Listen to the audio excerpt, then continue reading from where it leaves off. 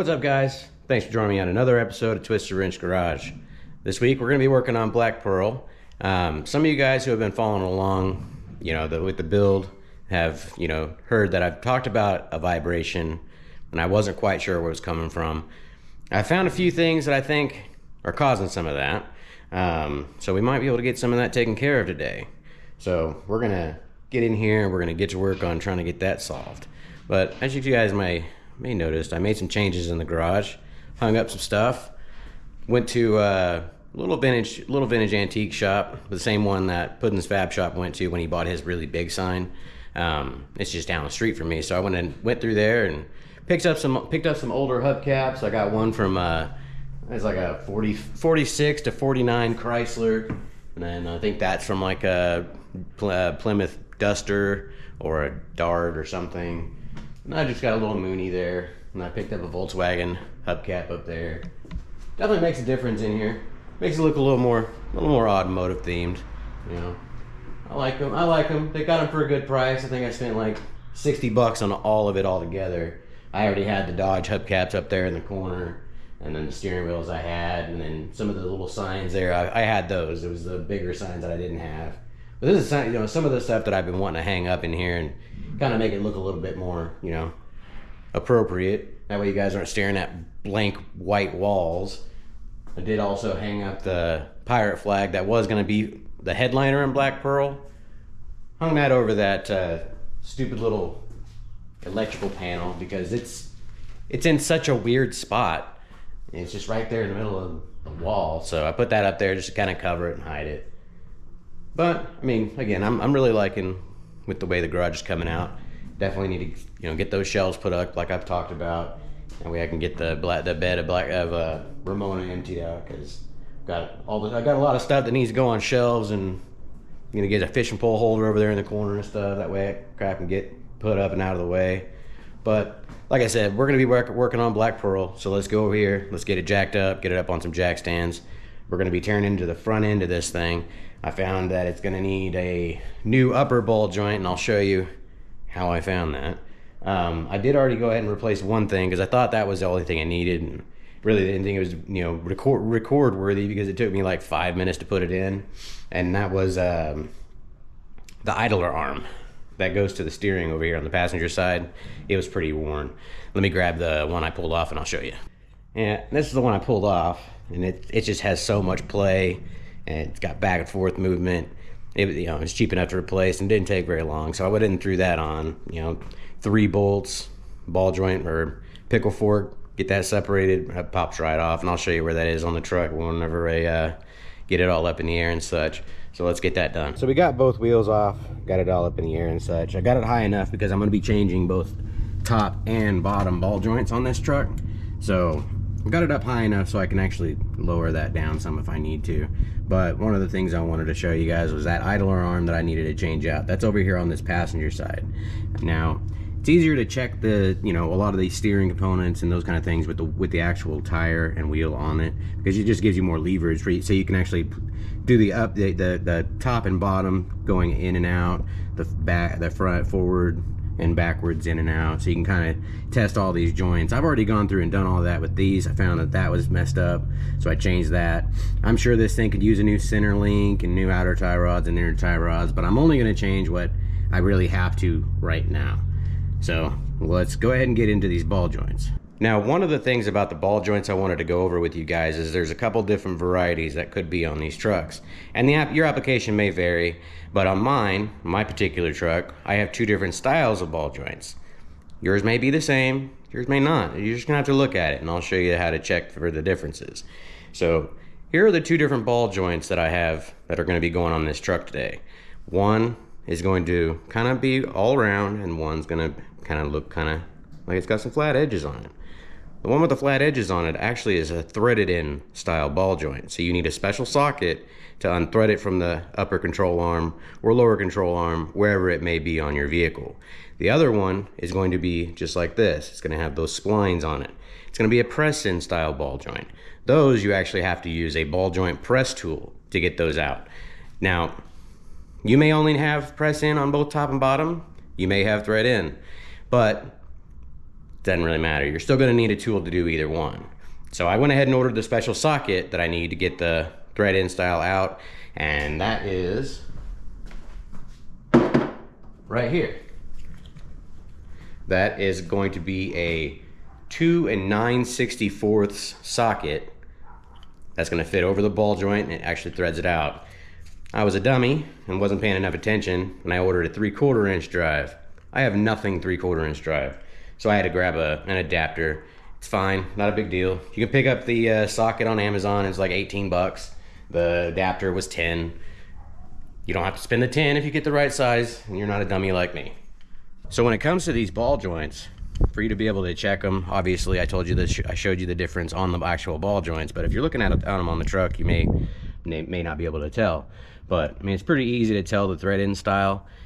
On the thread in style, like I said, it's gonna have these flat edges on each of the 4 sides, and that's actually what allows you to get that socket on there so you can actually unthread it. So we need to come in here and remove the cotter pin and loosen this nut, get a pickle fork out so we can separate this other control arm from this spindle, so we can start getting to work on getting this unthreaded out of there. So let me get you guys set up. We'll get to work on getting this taken care of. So first thing we gotta get pulled off is this cotter pin here. Get that cotter pin out. Clean up all this gunk around our bolt here so we can get our wrench on it. Definitely tell this thing's been on here for a minute. All the gunk and stuff on it. But this is gonna be a daily rig, so, or at least that's the goal. You know, make it a daily rig. All right, I think we can get our wrench on that now. All right, with a 15/16, I should be able to loosen this up. I do have the jack underneath the lower control arm just to support it. Whenever I do separate this, I don't want it flinging downward. So, see if we can get this broke free here.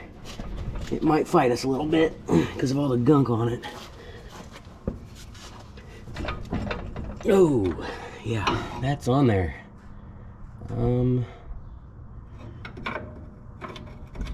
Might need to grab another wrench to give me some more leverage on this here, so let me go grab one of those because this is gonna be a fight. Do the old trick of getting some more leverage here, see if I can get this loose.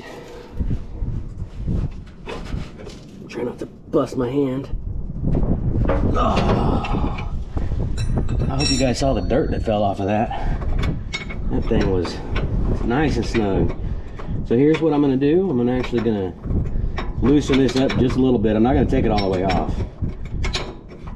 I'm gonna loosen it up to where the nut is right at the end of the ball joint. All right, that's nice and loose. I need to grab my pickle fork and a good hammer so we can get in here and separate this from the spindle. There are a few ways that you could get these ball joints separated. Now, if you wanted to keep this ball joint, I wouldn't recommend using one of these. They generally tear up the boots. But if you're going to be replacing it, it's really not that big a deal. But, you know, you could hammer on the side of the spindle on either side, and that can pop it free sometimes. You can give a hammer on the end of that nut, as long as it's flush with the threads. That can pop it out sometimes. I'm going to use the pickle fork just because this is getting replaced, and I'm not going to be keeping it. I'm going to have to come from a different angle. That's a bad angle. Let's come from this way. Watch out for our brake line. Not wanting to come free. Wouldn't you know it, I didn't have the camera recording and I was hammering on this with a little bit bigger of a hammer and it broke free. So, they've always got to be a pain. It's okay. It's okay. Definitely a weird looking nut on the end of this thing. It's probably the original ball joint that came in it in 1981. Could have been changed, but who knows. A pair of vice grips later holding that freaking ball joint on, or that ball joint stud, and I can actually take this freaking nut off. Thing was just spinning. That is a surefire way to know when it's wore out. I mean, they're supposed to spin, but they're not supposed to spin like that. And I'm barely even moving this nut, and the whole thing is spinning. Yay! So now that's free. And that moves around nice and easy. Yeah, you see that, guys? Look at that. Yeah, I'd say that's shot. So let's get the socket on here and see if we can't break this. Oh boy, it's gonna be a fight. I don't have a big 1/2-inch breaker bar, so I'm gonna have to probably end up putting a wrench on this. And we're gonna have to come towards us, so that makes it a little easier to pull rather than push. So let's go.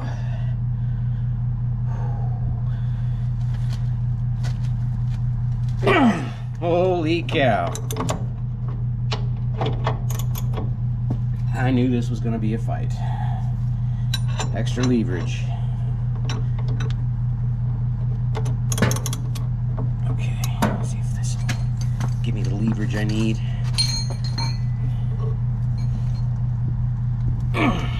Holy crap.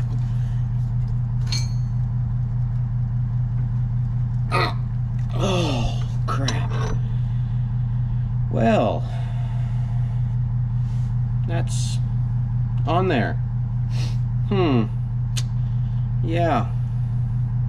Not quite sure how I'm gonna get this off. Holy crap. That thing is on there.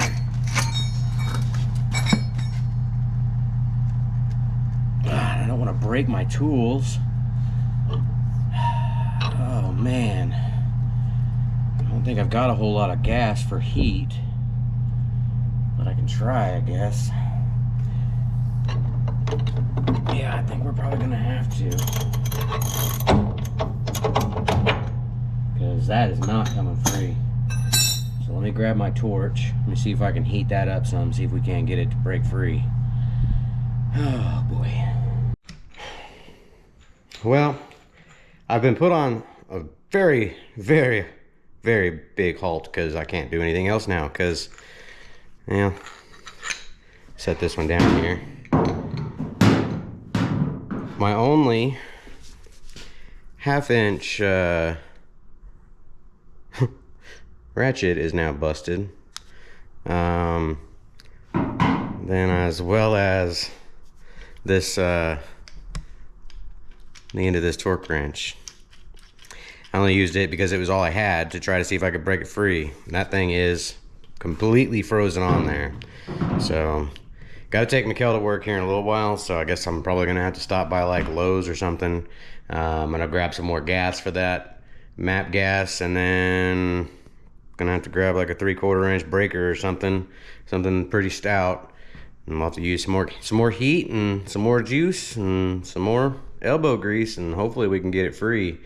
I'm really hoping that it didn't like weld itself to that control arm, and by the time we get it out, you know, the whole threads are completely gone, and I'm gonna have to replace the control arm anyway. So I'm hoping that's not the case.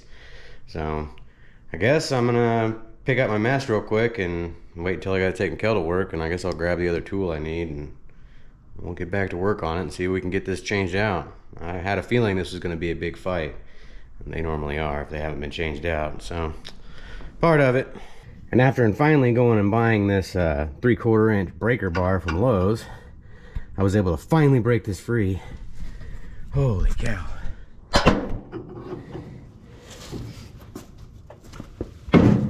Oh. Yeah, okay. So now that that's broke free, I should be able to use my ratchet on it. Holy cow. Luckily the ratchet I broke was a Craftsman, so I just went out to Lowe's and I was able to get a free one. A replacement. Not sure if this is loose enough. Yeah, it's not even loose enough for me to try to do it with the ratchet now.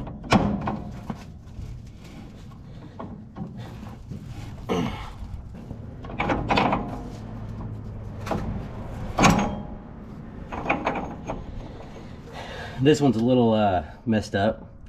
I'll show you whenever I get it out. I was actually using a chisel trying to tap it just to break it free, and it would not go. Oh man.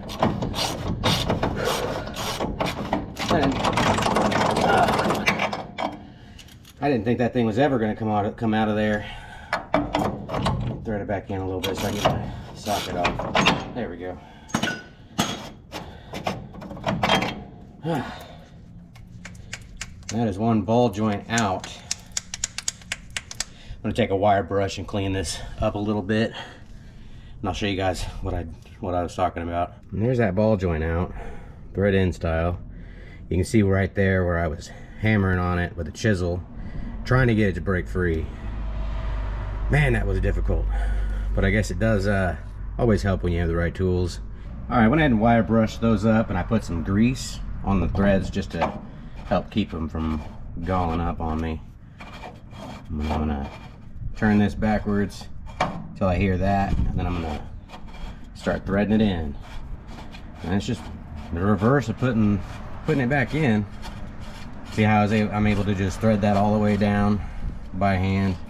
That grease gives us a little bit of a helping hand. So let's get that snugged up, get this put back up here, then we can get to work on that lower ball joint. All right, we got all that back together for the top ball joint. Now we need to get to work on this bottom one. Remove that cotter pin, castle nut. Pretty much the same process as the top one, just this one's going to be a press in style, so we're gonna have to use a ball joint press to get that out. Well, I'm taking off this outer tie rod here from the spindle so I can move this out of my way. I got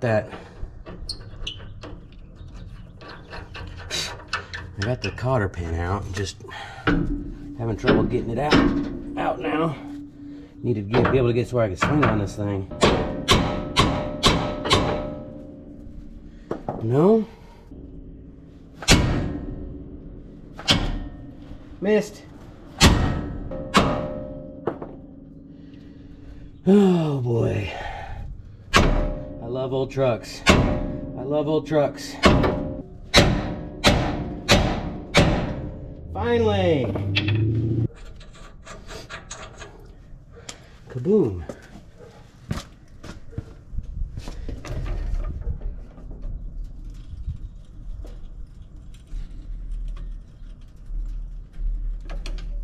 There's gonna be a little lip in here that you're gonna have to bring it outwards to get it past it if you can.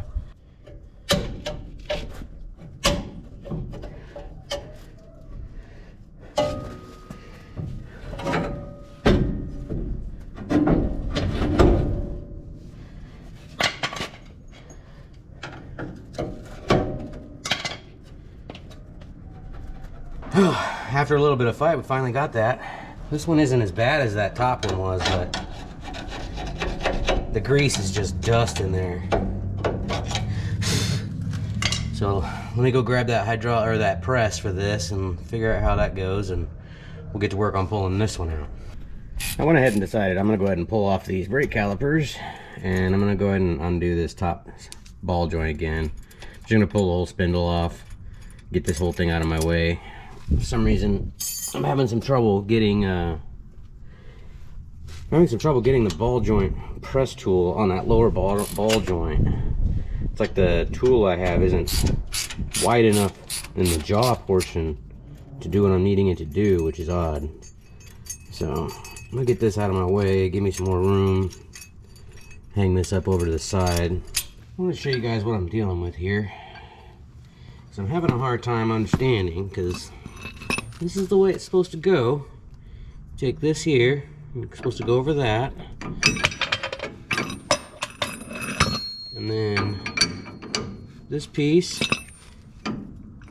goes on that, but this thing isn't tall enough or big enough in the jaw itself to get over the whole ball joint.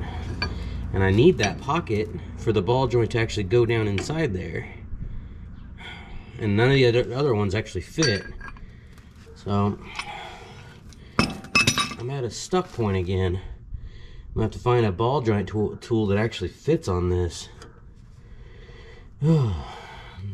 Crazy, crazy, crazy. Ooh, hot. So, to get this whole contraption on here, it's finally pressing out. But I had to cut the end of that dang thing off because it was just too long. So, this is getting pressed out finally. It's just going to take some more oomph to get this out. And we'll be ready to get this one swapped out. Finally. We still got a whole nother side to do. It's almost out.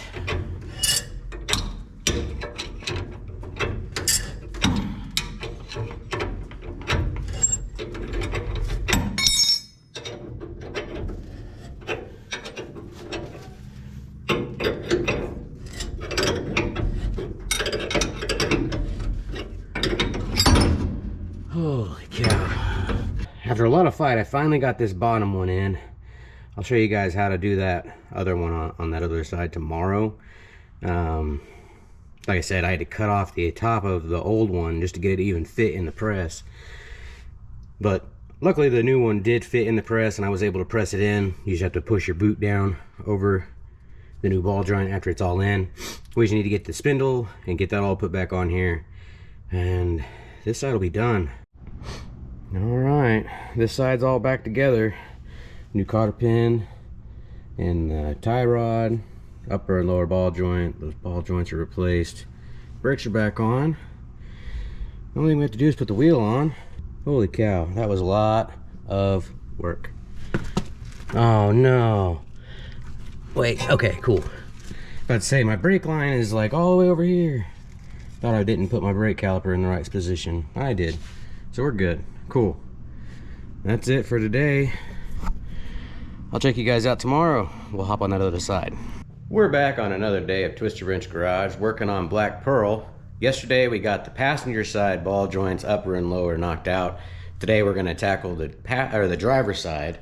Bought some stuff yesterday. It was definitely a challenge. But I learned a lot doing that passenger side yesterday. That should make this driver's side go a little bit easier and faster. Plus, you know, I'm not going to be breaking any other tools, I hope. And I've got the right tools for the job now. So that should help me out quite a bit. But let's get in here and get to work. And since I learned some stuff yesterday, what I'm going to do right off the bat, I'm just going to go ahead and pull the caliper off, disconnect my outer tie rod on this side. We'll just go ahead and get this whole spindle out of the way.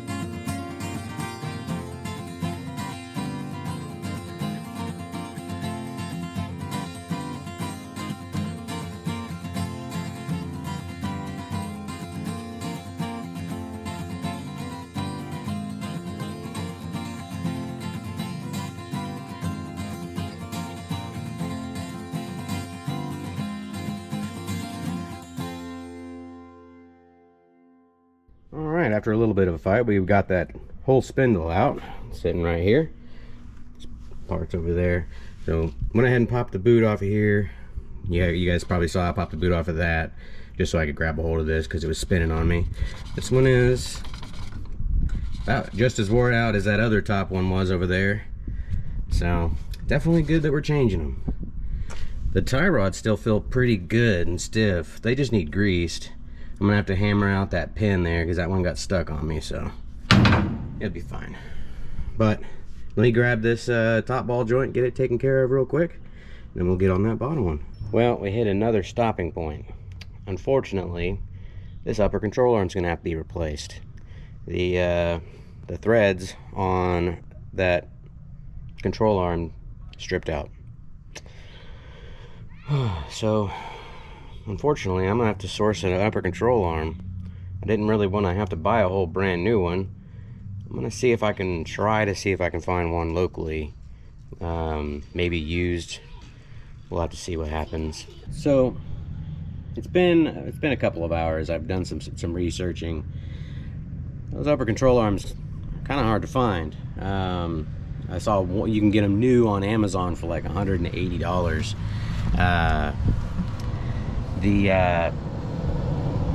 No one else has them. Rock Auto, you know, O'Reilly's, AutoZone. No one carries them.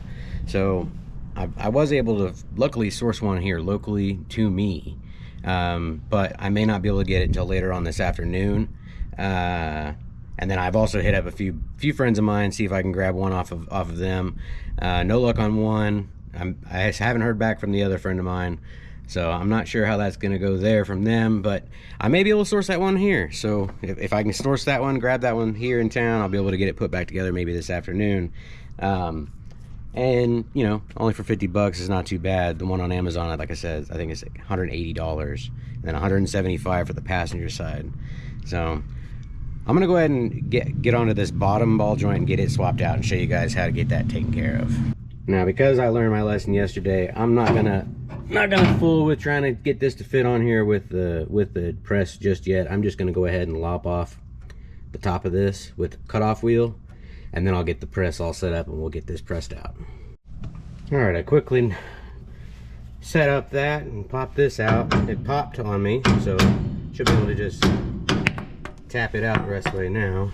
So that one is out and ready.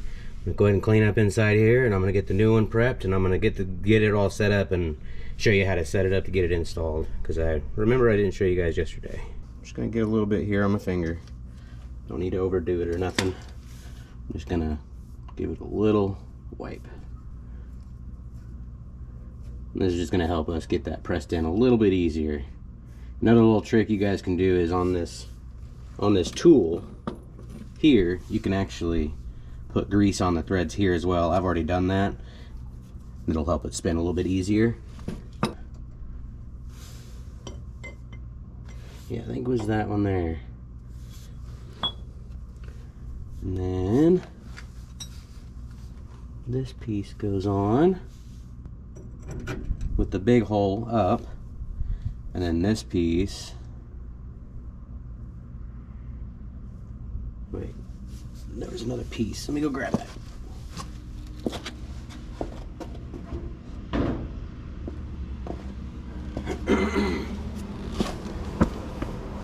All right, then you have a smaller cup. That'll match up with your ball joint. And that'll go up in there, and your threads will extrude. Now we just gotta flip this bad boy over and put it all back together.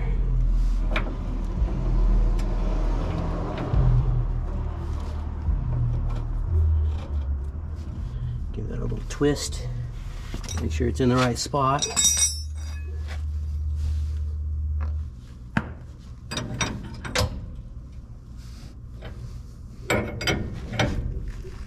Turned around. It's going to want to turn itself, so I'm just going to go ahead and do it for it.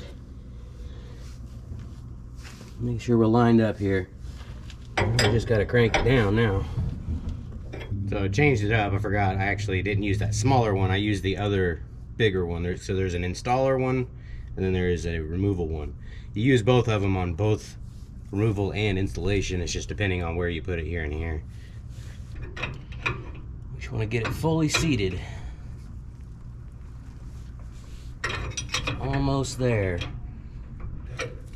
Press it in till it snugs up, and we're in. So now we just gotta pull this back off, and voila, lower ball joint is installed. So if you don't really know what these are, let me show you here.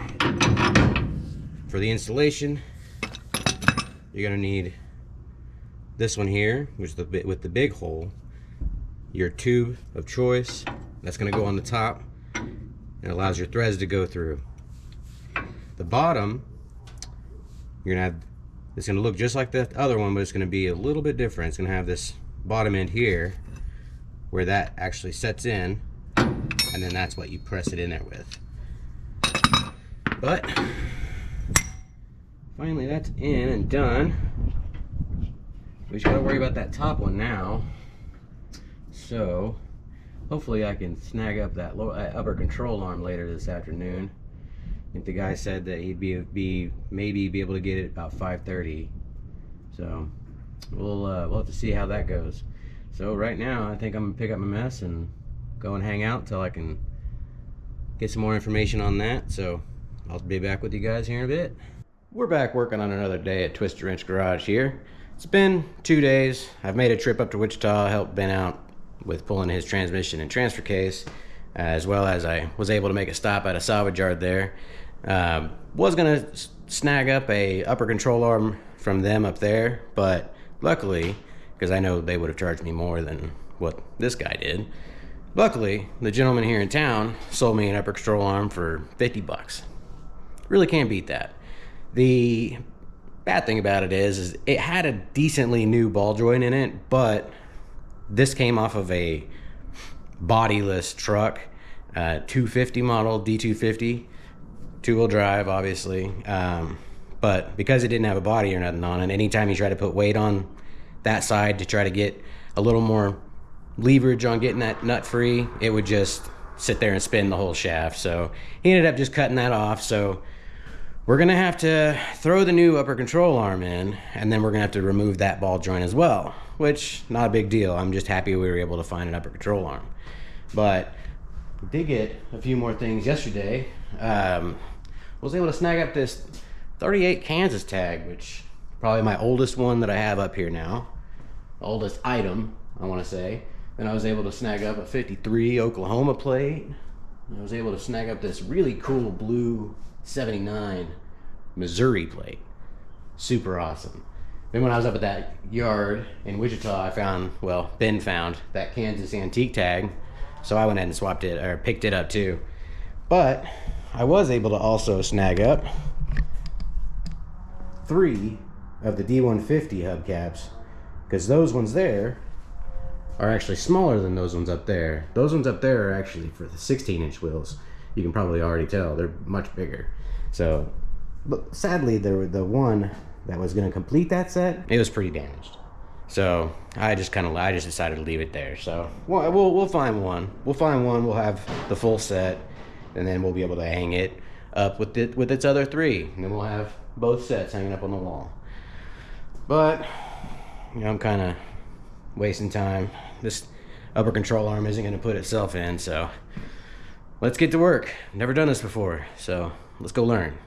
Because I've never done this, I went ahead and took a look in my Haynes repair manual just to look over it, read it, kind of understand what I'm going to need to do here, because the upper control arm is part of the alignment when it comes to these things, and it actually has camber bolts.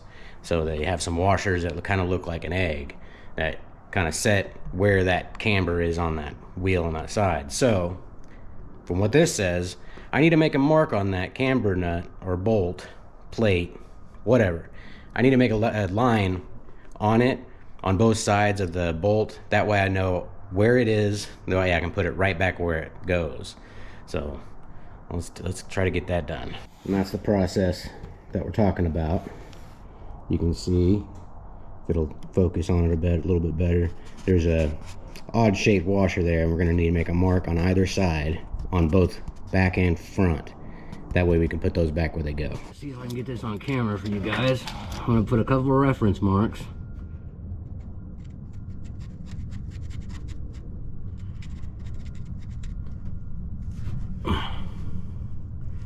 Probably should do one up here. Can I get one at the bottom? It's hard to do this, holding you guys.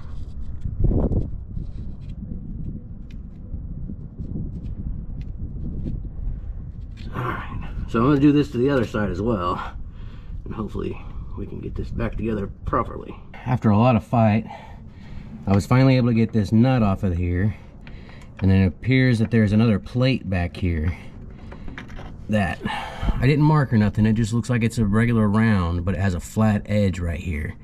So we need to make sure that that goes back on with this hole up. That way we know we're getting it right. It took quite a bit of hammering just to even get this bolt to come free of this. I'm just happy. Oh yeah, it's probably gonna take some working to get this out of here. And even the washer here, that's the egg shape, that's even freaking stuck to the bolt too, so I'm going to get that free as well. So I'm gonna keep working at this other side. I'm assuming gonna be just as big as of a fight, so I'll bring you guys back once I've got it free, save you guys the time of watching me struggle. And after applying heat and lube and finally got it out, had to tap on it, push it back in, tap on it, because there was just so much rust on it. It was rusted to the sleeve there. So, you know, the funny thing is, I think the bushings on this one here are in a little bit better shape than those ones there. But I don't have new ones, so it's gonna be what it's gonna be. So I think this should be ready to come out, I think. Well, what's catching it here? Maybe I need to pry it out. All right, I think I figured out the trick. I just been going in here and giving it a pry on both sides because I want to pull it out evenly, because I don't want to bend these tabs. And it's been slowly coming free. Guess I need to come out with this one some more. That's out. Cool. And I just need to reverse it and put that one in so we can get the ball joint out. I'm gonna go ahead and take some time. I'm gonna clean up the hardware that I've got. That way it goes together a little bit easier. I wanted to show you guys this camber bolt, because I guess this is welded to it. I'm taking it because I can't get that free. I'm really not sure. So I think that is welded to it. This part here is actually keyed to go on it like so, and that's what keeps it from rotating. So we just need to make sure we get that put back on there the way that goes. Get it cleaned up for sure. The threads aren't horrible, but it's just rusty, so we're going to clean this up real quick and maybe give it a quick little spray so we can try to help prevent that from happening in the future. Let's see if we can't give this a quick little rebuild here. Just give it a quick little spray over, just to kind of make everything look a little better. Go ahead and rebuild that there. Rebuilt. All rebuilt. New. Good. Get the new springs. New lower control arm. New bump stop.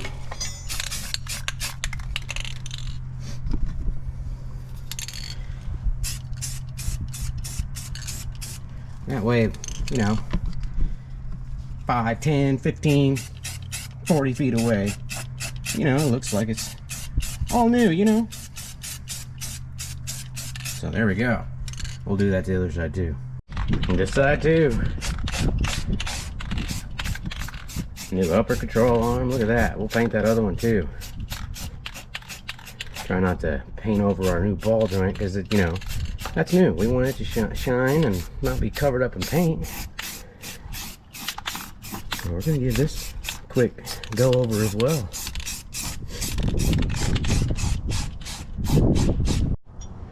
Alright, I got my hardware kind of painted. I didn't paint this side, obviously, because I marked that.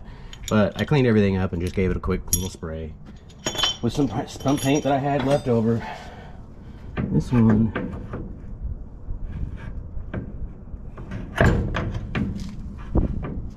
I'm gonna have to get wedged in there for sure. This one seems like it needs to opened up just a little bit more than mine. So, see if I can get it in there. Yeah, give it a couple taps right there.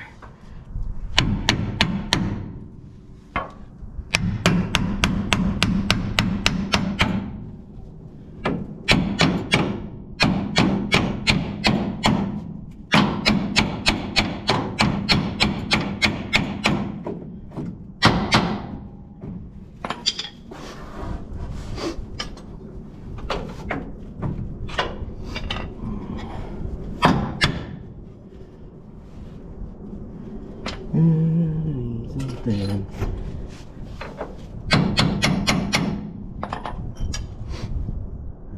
Over here. Cool. Can we get the other one in? It looks like no. This is a bolt that I had laying around from when I lowered it. Or lowered the red drum, actually.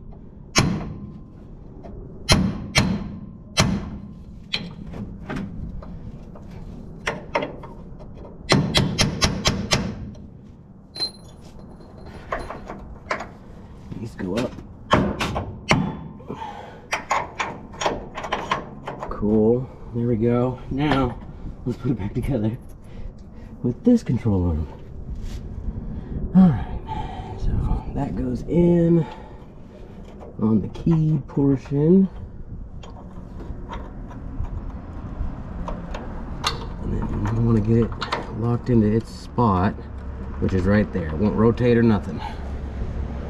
So let's put these back on. Yeah, I'm sure I'm gonna have to replace these bushings at some point, but like I said, I don't have them right now. So, it's gonna have to do. Well, if you can tell by that, this one decided to just spin in it too, so I don't know if the ball joint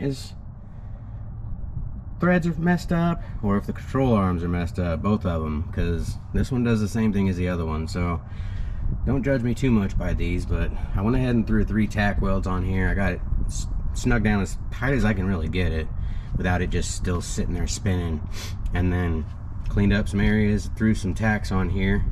I tried to keep the temp down because I don't want to damage anything internally in here. Well, we'll try this out, see if it works, and if I got to come back in here, I've got another upper control arm, so if I got to try to re-weld it, I can try. But I mean, this is what I'm gonna have to do to get this back up and going here. So let's finish this up.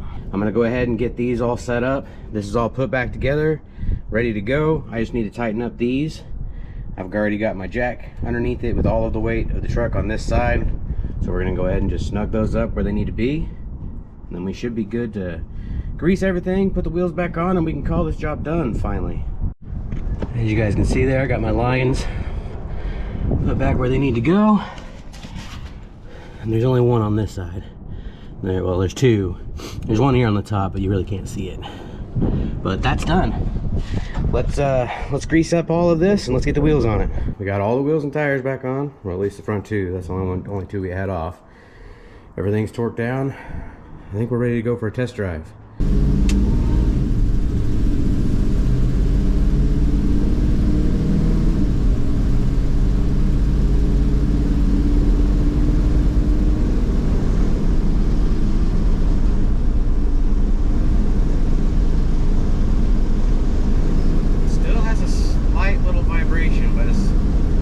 Better than it was. Can't really tell where it's coming from. Dang. I don't know if you guys can feel it on the camera or not.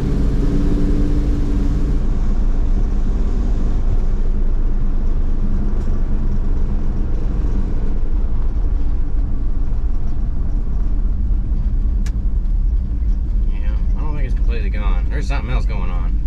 I'm sure, like I said, it needs probably a lot more suspension parts, but I mean, at least we got those ball joints taken care of, because those were shot.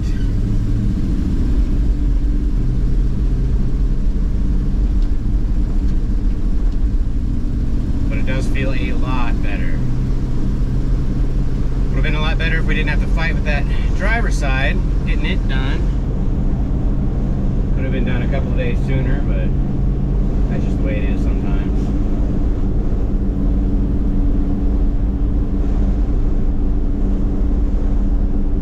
Could even be a bent wheel. Who knows? Who knows? Maybe that freaking vibration is in the transmission. I mean, these engines are externally balanced, so I don't know. Maybe that has something to do with it. I really don't know. Just kind of doing the best I can with what I got here.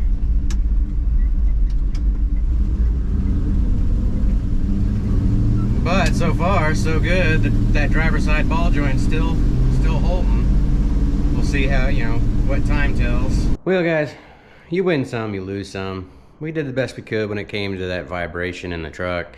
It's definitely not as bad as it was when we started this, you know, project, but, you know, it's still there. So, I mean, I know it probably could use all brand new bushings, etc., new outer and inner tie rods, new center link, new leaf spring bushings. I'm sure it needs all of that, but I'm not trying to do that to that truck. It's gonna be really a daily, and I'm just gonna kind of replace what I need to whenever, you know, the time comes. I really want to get back on Ramona. Got a hood, you know, for it, or bird bath hood. I've been wanting to get mounted on this truck, get it painted, etc. But it is what it is. I'm not too mad. I'm not mad about it. You know, I'm gonna drive the truck, and whenever it breaks, I'll fix it. So I do appreciate you guys tuning in, hanging out with me while we worked on Black Pearl. You know, and it was more of a challenge than I thought it was going to be, but we got it done. Those welds, again, I don't claim to be a welder. I just have a welder. It's a little 110. We'll see how long it holds. You know, I don't have any kind of idea if it's going to hold forever, or if it's going to break in a week or in a day. Who knows? But if it comes down to it and it breaks again, or if it comes free, I'll just get back in there and I'll weld it up some more, because, oh well. So like I said, it's an old trick of the trade back in the day. When you couldn't get one, you just kind of put some 3 or 4 tacks on it and called it good. But again, I do appreciate you guys tuning in and hanging out with me in the garage. Don't forget to like, comment, subscribe. We'll check you guys out on the next episode.